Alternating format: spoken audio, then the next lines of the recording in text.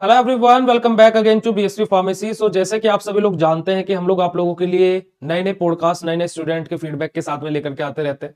तो आज के इस पॉडकास्ट सेशन में हमारे साथ में एक स्टूडेंट जो फर्स्ट सेमेस्टर से है बेसिकली, नवीन कुमार, उनके साथ में आज हम लोग आपको उनके क्या फीडबैक्स है बीएसवी फार्मेसी को लेकर के, प्लस फार्मेसी फील्ड को लेकर के, और क्या एम है उनका फार्मेसी करने के बाद में। चलिए बात करते हैं नवीन कुमार से। आज के हमारे इस पॉडकास्ट सेशन में एक और नए स्टूडेंट नवीन कुमार हमारे साथ में ज्वाइन होने वाले हैं। तो hello Naveen. Hello hello sir. नमस्ते। नमस्ते बेटा। तो मेरा पहला क्वेश्चन बेटा सिंपल सा आपसे ये है कि आप कहाँ से बिलोंग करते हो और आप कौन से कॉलेज से अपनी फार्मेसी कर रहे हो।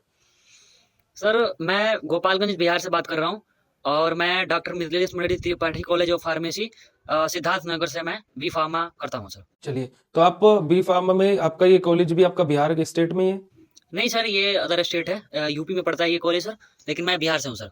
अच्छा अच्छा, मतलब कि अभी आप जो है कि आप यूपी से कर रहे हो बेसिकली बी फार्मा जो है। जी जी जी सर। चलिए, तो आप बी फार्मा करने का आपने मैं बोलना चाहूंगा कि आपने बी फार्मा को ही क्यों चूज किया 12th के बाद करने के लिए।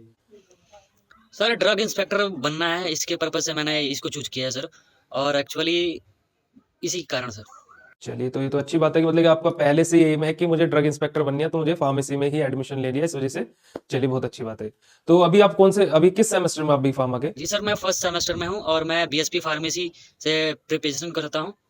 चलिए, अच्छी बात है भी। तो आप जैसे आपने फार्मेसी में एडमिशन लिया तो आपको भी बहुत सारे ऐसे रोल मॉडल्स दिखाई दिए गए होंगे कि जो ये बोल रहे होंगे कि फार्मेसी बेकार है या फिर ऐसा कुछ, या आपके साथ में ऐसा कुछ नहीं हुआ। जी सर, मुझे अपने आप पे विश्वास है और मुझे क्या करना है ये मैं खुद अच्छे तरीके से जानता हूँ, और मुझे गाइडेंसी के लिए मुझे बीएसपी फार्मेसी टीम मुझे काफ़ी सपोर्ट करती है, और मैं खुद जो काम कर रहा हूँ मुझे लगता है कि मैं उसमें सक्सेस होऊंगा, इसीलिए मैंने इस चीज़ को चुना है और मैं अपने आप पे काफ़ी विश्वास रखता हूँ सर। चलिए बेटा, तो बहुत अच्छी बात है, क्योंकि देखिए अभी फर्स्ट सेमेस्टर में स्टूडेंट्स बहुत सारे ऐसे हैं जो डिमोटिवेट होकर के फार्मेसी फील्ड को छोड़ देते हैं, बट आप में इतना मोटिवेशन है कि आपको बस अपना करियर पर और जो आपने टारगेट बनाया उस पर फोकस रहना है। Very good. तो अभी आपके जैसे कौन से किस यूनिवर्सिटी से आपका कॉलेज एफिलेटेड है। एक ही ट्यूब से है सर। AKTU से। अच्छा, तो बट जैसे अगर जो मैं बात करूं आपके एग्जाम प्रिपरेशन की, तो अभी फिलहाल आपके एग्जाम की प्रिपरेशन कैसी चल रही है। सर एग्जाम की प्रिपरेशन अच्छी चल रही है, क्योंकि जो मैंने कोर्स में एनरोल लिया है बीएसपी फार्मेसी में, उससे मैं सर काफ़ी पढ़ाई करता हूँ, और मैं कॉलेज पे वैरी ना रह के मैं पूरी बीएसपी फार्मेसी टीम पे सर वैरी रहता हूँ, कि क्योंकि वो पूरी कोर्स को कंप्लीट कराते हैं और 2 3 बार तक कंप्लीटली सिलेबस हो जाता है। उसके बाद से काफ़ी सारी हेल्प है सर आप लोगों का, जो मुझे काफ़ी सपोर्टिव लगता है। और जो समझ में नहीं आता सर, इतना डाउट क्लियर मेरे को लगता है कि कोई कॉलेज कोई यूनिवर्सिटी आपको नहीं करा सकती है जितनी सर बीएसपी फार्मेसी टीम करती है सर। चलिए बेटा, इसके लिए थैंक यू सो मच। तो मतलब कि एक तरीके से आपके अगर जो मैं रिव्यू की बात करूं तो बीएससी फार्मेसी के कोर्स में जो होने के बाद में ऐसा कुछ नहीं लगा आपको कि जो चीज नहीं बोली जाती है वो नहीं होती है।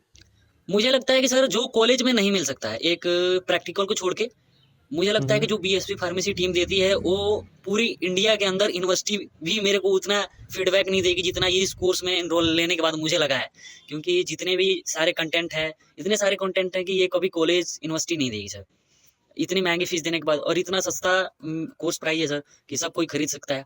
ये मेरे को अच्छा लगा कि आपका एक मेन मोटिव है सर ज़्यादा से ज़्यादा बच्चों को मतलब शिक्षा देना, और मैं चाहूँगा सर कि आने वाले समय में सर आपकी एक खुद कॉलेज हो फार्मेसी की, जिसमें बढ़िया जी गाइडेंस जी। मिले सर। चलिए, अच्छी बात है। तो बेटा आपने कौन सा कोर्स ज्वाइन किया हुआ है अभी फिलहाल फर्स्ट सेमेस्टर का। मैंने सर डिजिटल कोर्स ज्वाइन किया हुआ है, और मैं नेक्स्ट सेमेस्टर में सर, अभी मैंने कोर्स ज्वाइन नहीं किया है, लेकिन मैं मास्टर प्लान कोर्स के लिए सोच रहा हूँ सर। चलिए, कोई दिक्कत नहीं है। तो अभी अगर जो मैं एम की बात करूं आपके फर्स्ट सेमेस्टर के, जो आपने एक रहता है ना कि मुझे इतने फर्स्ट सेमेस्टर में इतने परसेंटेज गेन करने, तो आपका क्या टारगेट है अभी फर्स्ट सेमेस्टर का। मैंने सर सोचा है 90+, जैसे आप मेरे को मोटिव करते रहते हैं, हम लोग को मोटिव करते रहते हैं कि 90 पार। हम्म। जी जी। तो इस बार मतलब कि 90 प्लस का टारगेट बना रखा है। Yes sir yes. चलो, तो अभी आपका जो कॉलेज में आप डेली बेसिस पर रेगुलर बेसिस पर जाते हो, तो वहां पर स्टूडेंट का क्या फीडबैक आपको लगता है कि स्टूडेंट किस चीज से सफर कर रहे हैं कॉलेज में जाकर के, कि ये चीजें हमारे साथ में नहीं हो रही है, या फिर क्या उनको उनसे भी आप बात करते होंगे तो उनकी कैसी प्रिपरेशन है, कैसा क्या लग रहा है आपको। मुझे लगता है कि सर जैसे बच्चे क्या है कि सर सारे लोग कॉलेज पे डिपेंडेंट रहते हैं, लेकिन अकॉर्डिंग कॉलेज में जैसी पढ़ाइयाँ होती है, मैं ये नहीं कह रहा हूँ कि कॉलेज में बेकार पढ़ाई होती है, लेकिन पढ़ने का एक एक अलग पर्पज है सर, और खुद पे विश्वास करके काम नहीं किया जाएगा तो सारी बेकार है सर। और मेरे कहने का मतलब ये है कि जब तक आपको कुछ सही रास्ते पे आप नहीं जाएंगे तब तक आप कुछ नहीं कर पाएंगे। आपको गाइडेंस सही मिलनी चाहिए, आपके पास वो चीज़ होना चाहिए जिससे आप कुछ कर सकें। चलिए, तो बेसिकली कि आप कॉलेज में अपना जाते हो वो तो सारी चीज़ें, तो क्लासेस का आपका जैसे टाइम मैनेजमेंट की बात करूँ तो कॉलेज में भी जाना होता है, क्लासेस को भी अरेंज करना रहता है, 4 घंटे क्लासेस होती है, तो वो अरेंज हो जाता है या फिर उसमें भी कुछ डाउट रहता है कि ये कैसे होगा, कैसे क्या होता है? अरेंज अरेंज करने का क्या है सर, वो कभी-कभी इतना मुझे लगता है कि मेरे अकॉर्डिंग सर ये इतना कि टाइम मैनेजमेंट जीवन में बहुत बड़ा सर एक ये है कि टाइम को कैसे मैनेज किया जाए। लेकिन सबसे पहले क्या है कि सर क्लास को अटेंड करता हूँ मैं, सारे क्लासेस को अटेंड करता हूँ, कहीं भी, कॉलेज का भी या जितने भी मैंने कोर्स में एनरोल किया है उसको। चलिए, मतलब क्लासेस आप रेगुलर बेसिस पे अटेंड करते हो? Yes sir, yes sir. चलो, तो अभी आपका जैसे अभी कॉलेजेस में तो आप जा रहे हो, चलिए अच्छी बात है, क्लासेस भी अटेंड कर रहे हो रेगुलर बेसिस पे। जो आपका वीकली टेस्ट होता है, हर वीक जैसे आपका टेस्ट होता है, तो ऑन एन एवरेज आपके कितने मार्क्स आ जाते हैं हर वीकली टेस्ट में? पिछले 2-3 वीकली टेस्ट के आप मुझे मार्क्स बता सकते हो कि सर मेरे इतने मार्क्स आए? सर मैंने अभी तक 2 वीकली टेस्ट अटेंड किए हैं, झूठ बोलने की इसमें क्या है। जी। एक्चुअली मैंने एक बार 15 नंबर का हुआ था, तो उसमें मेरे मार्क्स आए थे, 12 मार्क्स आए थे। उसके बाद से ओके। और एक मैंने दूसरा अटेम्प्ट किया था, 30 या 40 का था, याद नहीं आ रहा है मेरे को। 22-23 नंबर होंगे सर दूसरे वाले में। एक्चुअली थोड़ा-सा मैंने उस चलिए। पे काम नहीं किया था सर उस टाइम। मेरे को लग रहा है कि मेरी अभी प्रिपरेशन अच्छी चल रही है, उसके अकॉर्डिंग मैं अच्छा कर पाऊँगा। चलो, तो मतलब कि वीकली टेस्ट आपने इतने ज़्यादा अटेंड नहीं किए। तो मैं यही आप हर हमेशा स्टूडेंट्स को यही बोलता हूँ कि वीकली टेस्ट अटेंड करने से आपको एक तरीके से पता लगता है कि आपका, या फिर आप कोई भी टेस्ट हो, आप किसी भी चीज़ की प्रिपरेशन करो, तो जब तक आप क्वेश्चंस को सोल्व नहीं करोगे तब तक पता नहीं लगेगा कि कैसे उसका आंसर लिखना है, कैसे क्या होना है जी। ना? चलिए, तो ये तो सभी स्टूडेंट के लिए फीडबैक हो गया। अब इसके अलावा अगर जो मैं आपसे बात करूँ कि अगर जो मैं कंटेंट के बारे में बात करता हूँ एप्लीकेशन पर, क्योंकि हम लोग बेसिकली मेन मोटिव यही है कि और क्या स्टूडेंट को प्रोवाइड होना चाहिए। तो जो कंटेंट आपको मिला हुआ है ऐप पर, उसके अलावा आपको लगता है कि सर ये चीज़ें और कोर्सेज़ के अंदर प्रोवाइड हो जाती तो ज़्यादा अच्छा रहता, तो ऐसा कुछ आपका फीडबैक है कोर्स को लेकर के? Yes sir, yes sir. मेरा फीडबैक ये है कि सर सबसे पहले जो कंटेंट है, मैं कंटेंट को प्रेफ़र करता हूँ सर, लेकिन मैं जो आपका कंटेंट है वो आपका स्टैंडर्ड हुँ, लैंग्वेज में लिखा हुआ है और उसको मैं अपने लैंग्वेज में उसको मतलब नोट करता हूँ और उसके अकॉर्डिंग चलता हूँ सर। लेकिन मेरा ये मानना है कि सर कंटेंट में थोड़ा सा बदलाव करेंगे कि आप उसको सिंपल लैंग्वेज में, मतलब जैसे आप बोलते हुँ, हैं, हुँ, बोल के समझाते हैं जैसे लाइव क्लासेस में, उसके अकॉर्डिंग हुँ, अगर हुँ। आप वैसा कंटेंट बनाएंगे तो मेरे को लगता है कि इन फ्यूचर आने वाले समय में सर और भी अच्छा रहेगा सर।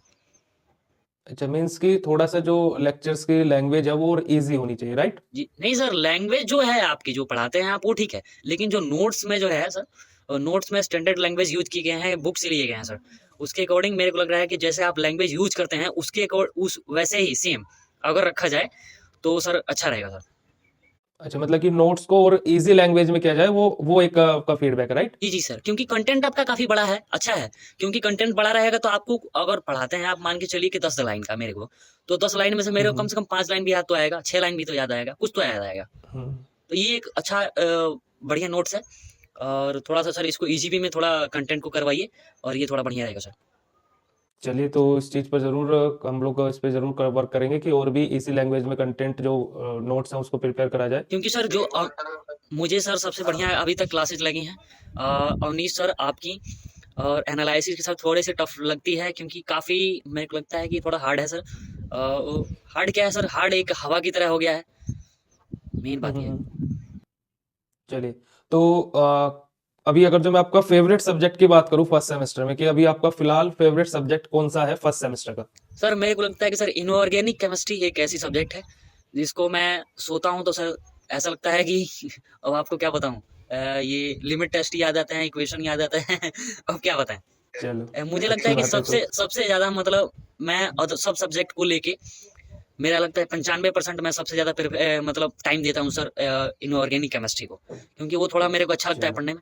और सबसे कम तो केमिस्ट्री पहले से ही अच्छा लगता था 12th में भी, या फिर अभी फार्मेसी में आने के बाद अच्छा लगने लगा? नहीं, नहीं, पहले अच्छा नहीं लगता था अब अच्छा लग रहा है सर। अच्छा, अब अच्छा लग रहा है। चलिए, अच्छी बात है, मतलब केमिस्ट्री से मोहब्बत हो गई अब, है ना? Yes, yes, yes sir. चलो, अच्छी बात है तो। बट और भी सब्जेक्ट को टाइम देना ज़रूरी है, क्योंकि एक ही सब्जेक्ट पास नहीं कराएगा। अदर सब्जेक्ट भी अपना-अपना एक। मतलब उसको एक बेस लेके चलते हैं कि सर कुछ नहीं हुआ तो ए, आने वाले समय में कुछ नहीं हुआ तो सर लेक्चरर केमिस्ट्री के जरूर बन जाएंगे। चलो, ये तो बहुत अच्छी बात है।